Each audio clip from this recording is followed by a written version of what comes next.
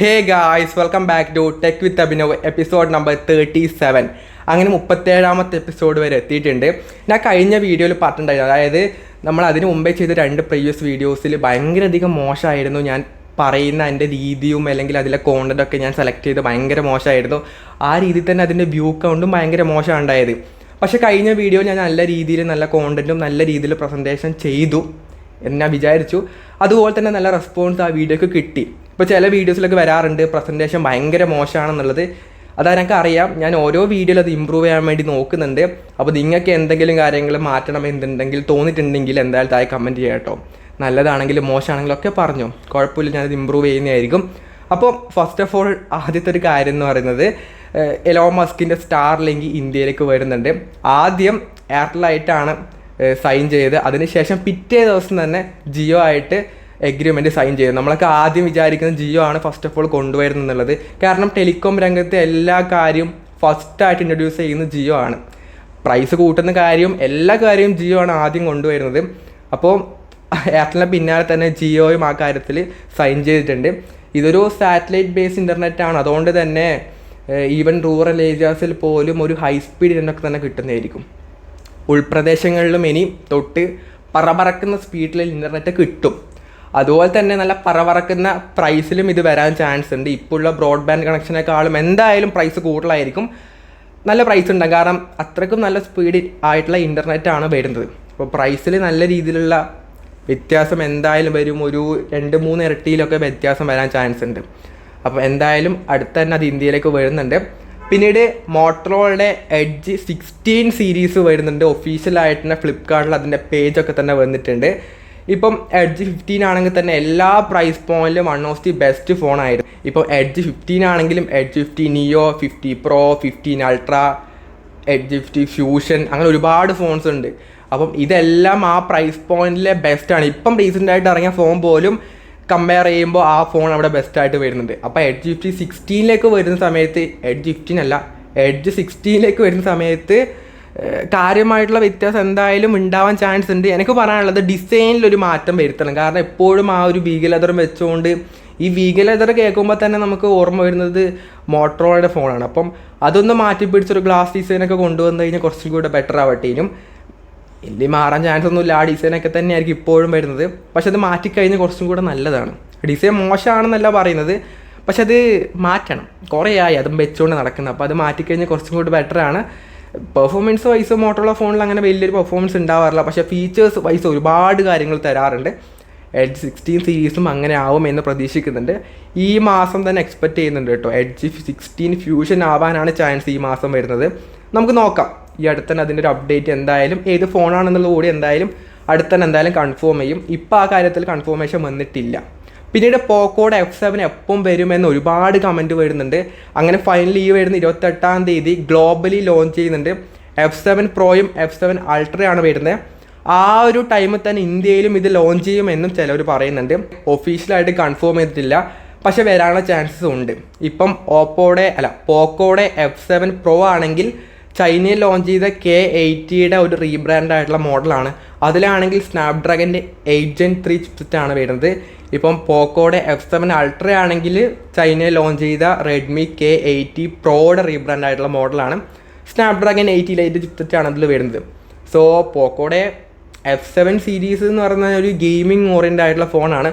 അപ്പോൾ ഗെയിമിങ് വേറെ ലെവലാണ്. ഇപ്പോൾ ഉള്ള പോക്കോയുടെ F6 ആണെങ്കിൽ തന്നെ ആ പ്രൈസ് പോയിന്റിലെ ബെസ്റ്റ് പെർഫോമൻസ് ചെയ്യുന്ന ഫോണാണ് അന്ന് ഇറങ്ങിയ സമയത്ത്. ഇപ്പം വേറെ ഒരുപാട് ഫോൺസ് വന്നു, പക്ഷേ നല്ല പെർഫോമൻസ് എന്തായാലും പോക്കോയുടെ F7 സീരീസ് കിട്ടുന്നതായിരിക്കും. അപ്പം ഈ വരുന്ന മാർച്ച് 28-ാം തീയതി ഗ്ലോബലിയും അതുപോലെ തന്നെ ഇന്ത്യയിലും വരാൻ ചാൻസ് ഉണ്ട്. പിന്നീട് ഇപ്രാവശ്യം പിന്നെ സാംസങ്ങിൻ്റെ C Fold 7-ൽ S25 അൾട്രയിൽ യൂസ് ചെയ്ത് സെയിം 200 MB ക്യാമറ വരുമെന്ന് പറയുന്നുണ്ട്. അതുമാത്രമല്ല, സെൽഫി ക്യാമറ ആയിട്ടുള്ള അണ്ടർ ഡിസ്പ്ലേ ക്യാമറ കുറച്ചും കൂടി ഇമ്പ്രൂവ്മെൻറ്റും ആ ക്യാമറയിൽ വരുമെന്നും പറയുന്നുണ്ട്. അതെന്തായാലും വരാനുള്ള ടൈമായി. കാരണം ഇതിൽ കുറച്ചും കൂടെ നല്ല ഇമ്പ്രൂവ്മെൻറ്റ് ഈ ക്യാമറയിൽ അവർ കിട്ടിയിട്ടുണ്ടെങ്കിൽ ഇനി വരുന്ന എസ് സീരീസ് ഫോൺസിൽ ഒരു അണ്ടർ ഡിസ്പ്ലേ ക്യാമറ എന്തായാലും വരുന്നതായിരിക്കും.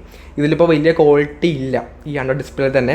അത് ഇമ്പ്രൂവ് ചെയ്ത് വന്നു കഴിഞ്ഞാൽ നല്ല ക്വാളിറ്റി, ഇപ്പോൾ ഉള്ള സെൽഫി ക്യാമറ പോലെ നല്ല ക്വാളിറ്റി വന്നു കഴിഞ്ഞാൽ എസ് സീരീസിലും ബാക്കിയുള്ള ഫോൺസിലും അവർ എന്തായാലും കൊണ്ടുവരുന്നതായിരിക്കും. ഇനി അങ്ങോട്ട് അതാണ്, ഇപ്പോൾ ഒരു ഫ്രണ്ടിലൊക്കെ നോക്കുന്ന സമയത്ത് ആ ഒരു കുത്ത്, ആ ഒരു പഞ്ച് ഹോള് ബോറാണ്. എന്ത് പറഞ്ഞാലും ഡൈനാമിക് ഐലൻഡ് ഇതൊക്കെ ബോറാണ്. പക്ഷെ ഒരു ക്യാമറ കൊടുക്കാൻ വേറെ വഴിയില്ല, അതുകൊണ്ടാണ് ഇപ്പോൾ അങ്ങനെ കൊടുക്കുന്നത്. പക്ഷേ അണ്ടർ ഡിസ്പ്ലേ ക്യാമറ വന്നു കഴിഞ്ഞാൽ, പ്രോപ്പറായിട്ട് വന്നു കഴിഞ്ഞാൽ ഇത് എന്തായാലും സെൽഫി ക്യാമറ ആ രീതിയിൽ തന്നെ കൊടുക്കും. It's better. അതുപോലെ തന്നെ വിവോയുടെ X200 അൾട്ര ഇന്ത്യയിലേക്ക് വരത്തില്ല. ഒഫീഷ്യലായിട്ട് തന്നെ വിവോയുടെ ടീമിലൊരു മെമ്പർ പറഞ്ഞിട്ടുണ്ടായിരുന്നു. അങ്ങനെയാണ് ലീക്കേഴ്സൊക്കെ പറയുന്നത്. അപ്പോൾ അത് പ്രതീക്ഷിച്ച് നിൽക്കുന്നവർക്ക് കിട്ടത്തില്ല. അതുപോലെ തന്നെ X200 മിനിയും ഇന്ത്യയിലേക്ക് വരുന്നില്ല, അത് ഓൾറെഡി പറഞ്ഞ കാര്യമാണ്. അപ്പം ഈ രണ്ട് ഫോൺസും ഇന്ത്യയിലേക്ക് വരുന്നില്ല. പിന്നീട് ഓപ്പോയുടെ രണ്ട് പുതിയ ഫോൺസ് വരുന്നുണ്ട്. ഓപ്പോയുടെ F29ഉം F29 Pro ആണ് വരുന്നത്. ഒഫീഷ്യലായിട്ടുള്ള ഫ്ലിപ്കാർട്ടിൽ അതിൻ്റെ പേജൊക്കെ തന്നെ വന്നിട്ടുണ്ട്. ഈ വരുന്ന മാർച്ച് 20 ഈ ഒരു ഫോണിൻ്റെ ലോഞ്ച് വെച്ചിട്ടുള്ളത്. ഇതൊരു 25,000-30,000 രൂപയുടെ ഫോണാണ്. 25,000 രൂപയ്ക്ക് ഓപ്പോയുടെ F9 വരുന്നത്. അതിലാണെങ്കിൽ Dimensity 7300ഉം 30,000 വരുന്ന F29 Proയിലാണെങ്കിൽ 6th Gen 3 ചിപ്സെറ്റാണ് വരുന്നത്. പെർഫോമൻസ് ഒക്കെ വൈസ് ഭയങ്കര മോശമാണെന്നുള്ളത് പറയേണ്ട ആവശ്യമില്ല. 25,000 അല്ലെങ്കിൽ 15,000 രൂപയുടെ ഫോൺ യൂസ് ചെയ്യുന്ന ചിപ്സെറ്റാണ് 25,000 രൂപ റേഞ്ചിൽ വരുന്നത്. അപ്പോൾ അതുകൊണ്ട് പെർഫോമൻസ് ഓപ്പോയിൽ അങ്ങനെ ഒന്നും നിങ്ങൾ പ്രതീക്ഷിക്കേണ്ട ആവശ്യമില്ല. ചിലപ്പം താഴെ വീണ പൊട്ടാത്ത ഡിസൈനൊക്കെ ആയിരിക്കും ഇതിൽ കൊണ്ടുവരുന്നത്, എന്നല്ലാതെ വേറെ ഒരു സംഭവങ്ങളൊന്നും ഓപ്പോ കൊണ്ടുവരാൻ ചാൻസ് ഇല്ല. ഓപ്പോ ആണ്, ഓവർ പ്രൈസ് ആണ്, ഓഫ്ലൈൻ സീരീസ് ആണ്, പറയേണ്ട ആവശ്യമേ ഇല്ല. പിന്നെ റിയൽമിയുടെ രണ്ട് പുതിയ ഫോൺസ് വരുന്നുണ്ട്. ഈ വരുന്ന മാർച്ച് 19 അതിൻ്റെ ലോഞ്ച് ഇവൻറ്റ്. റിയൽമി P3യും P3 അൾട്രയാണ്. ഇത് രണ്ടിൻ്റെയും ഡിസൈൻ വൈസ് ഭയങ്കര അധികം ചേഞ്ച് വന്നിട്ടുണ്ട്. അതായത് നമ്മൾ വിചാരിച്ചത് ആ ഒരു സർക്കിൾ ക്യാമറ മൊഡ്യൂളൊക്കെ ആയിരിക്കും വരുമെന്നാണ് പ്രതീക്ഷിച്ചത്. പക്ഷെ അതല്ല, ഡിസൈൻ ചേഞ്ച് ഉണ്ട്. നല്ല രസമുള്ള നല്ല ഡിസൈനാണ് ഇപ്രാവശ്യം വരുന്നത്. രണ്ട് ഫോണിലും നല്ല ഡിസൈനാണ്, കാണാൻ നല്ല രസമുണ്ട് കേട്ടോ. ഈ സർക്കിൾ ക്യാമറ വെച്ച് ഭയങ്കര ബോറാണ്. അത് കണ്ട് തന്നെ മടുത്തു. അതുകൊണ്ട് പഴയ ഒരു ടിപ്പിക്കൽ ക്യാമറ ലേ ഔട്ടിലേക്ക് വന്നിട്ടുണ്ട്. പഴയതല്ല, രസമുണ്ട്. ഇത് നല്ല രസമൊക്കെ ഉണ്ട് കാണാൻ തന്നെ. ഇതിൽ P3യിലാണെങ്കിൽ സ്നാപ്ഡ്രാഗൻ്റെ 6th Gen 4ഉം 6000 mAh ബാറ്ററിയും IP69ഉം 120 Hz വരുന്ന അമോലെഡ് ഡിസ്പ്ലേ ഒക്കെ ആയിരിക്കും ഇതിൽ വരുന്നത്. അറൗണ്ട് ഒരു 20K റേഞ്ചിൽ ഇത് വന്നു കഴിഞ്ഞാൽ ബെസ്റ്റ് ആയിരിക്കും കേട്ടോ. ആ റേഞ്ചിൽ തന്നെ വരാൻ ചാൻസ് ഉണ്ട്. കാരണം അതിന് ശേഷമാണ് P3 Pro ഉള്ളത്, അതിന് ശേഷമാണ് P3 അൾട്ര വരുന്നത്. P3 അൾട്രയിലാണെങ്കിൽ Dimensity 8350 അൾട്ര എന്ന ചിപ്സെറ്റാണ്. സോ നല്ല പെർഫോമൻസ് എന്തായാലും അതിൽ കിട്ടുന്നതായിരിക്കും. ഇതിലും 6000 mAh ബാറ്ററി ഒക്കെ തന്നെ വരുന്നുണ്ട്. IP69 ഒക്കെ തന്നെ ഇതിലും വരുന്നുണ്ട്. അപ്പോൾ ഇത് വന്നിട്ട് ഒരു 25,000 രൂപ റേഞ്ചിൽ വരും എന്നാണ് ഇവർ പറയുന്നത്. പക്ഷേ 25,000 രൂപ റേഞ്ചിലല്ല P3 Pro ഉള്ളത്. P3 Pro 24,000 രൂപ ആ റേഞ്ചിൽ അത് വരുന്നുണ്ട്. അപ്പം എനിക്ക് തോന്നുന്നത് ഓഫർ പ്രൈസിലായിരിക്കും ഈ പ്രൈസ് പോയിന്റിൽ വരാൻ chance. iQ Neo 10R price point ഇത് വരും എന്നാണ് എനിക്ക് തോന്നുന്നത്. 27 ആ റേഞ്ചിൽ ഇത് വരാൻ ചാൻസ് ഉണ്ട്. അപ്പോൾ അങ്ങനെ രണ്ട് പുതിയ ഫോൺസ് കൂടെ ഈ വരുന്ന മാർച്ച് 19 റിയൽമി ലോഞ്ച് ചെയ്യുന്നുണ്ട്. പിന്നെ റിയൽമിയുടെ 14 5G കൂടെ വരുന്നുണ്ട്. അത് ഈ അടുത്ത് തന്നെ അതിൻ്റെ ഒരു അനൗൺസ്മെൻറ്റ് ഉണ്ടാവുമെന്ന് പ്രതീക്ഷിക്കുന്നുണ്ട്. ഈ ഒരു ഫോണിലാണെങ്കിൽ സ്നാപ്ഡ്രാഗൻ്റെ 6th Gen 4 ചിപ്സെറ്റും 6000 mAh ബാറ്ററിയും 50 MB dual camera ഒക്കെ ആയിരിക്കും ഈ ഒരു ഫോണിന് വരുന്നത്.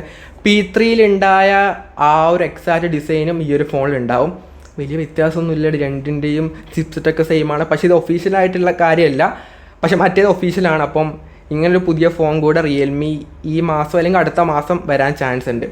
അപ്പോൾ ഇത്രയും കാര്യങ്ങളാണ് ഇന്നത്തെ ടെക് അപ്ഡേറ്റിൽ പറയാനുള്ളത്. പിന്നെ iQ Neo 10Rഉം Xiaomi 15 Ultra ഒക്കെ തന്നെ ലോഞ്ച് ചെയ്യുന്നുണ്ട്. Xiaomi 15 Ultra 1,00,000 രൂപയ്ക്ക് മുകളിലാണ് വരുന്നത്.